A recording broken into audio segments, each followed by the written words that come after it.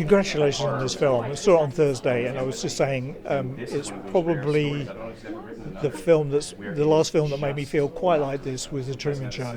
Oh, yeah.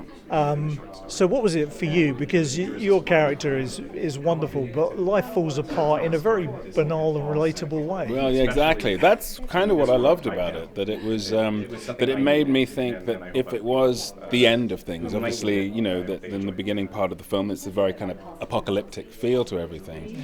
That all of the sort of high drama and the kind of the bells and whistles of all of that would be the first stage, and you would be, anybody else would be panicked, and all of these things would happen. But then you'd have to kind of, if it wasn't absolutely happening in that moment, you'd still have to sort of get on with the business of the day, whatever that is. You got to figure out whether you need to go into work or whether you got to go for a shop, whether what's needed in the fridge, and who's around and who you're going to talk to, and all of these things. And that sort of feeling when I was reading it of like, I think that this is what it would be like. And I feel like we'd all kind of experienced something similar. In a weird way, it would have been, if the film was coming out in 2019 or whatever, I think there would have been some people who would think, oh, I get that, and other people would be like, no, you'd always be panicking. But we'd all had this experience during COVID, where we initially were in that state, a kind of fraught state, and then we had to kind of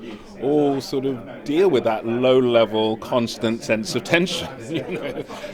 So I felt like it was really speaking to something that I thought a lot of people would really understand, actually, and just kind of go with.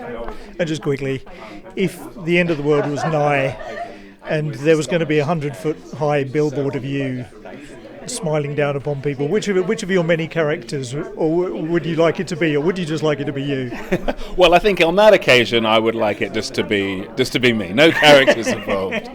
Direct relationship with all the masses, I think. Yeah.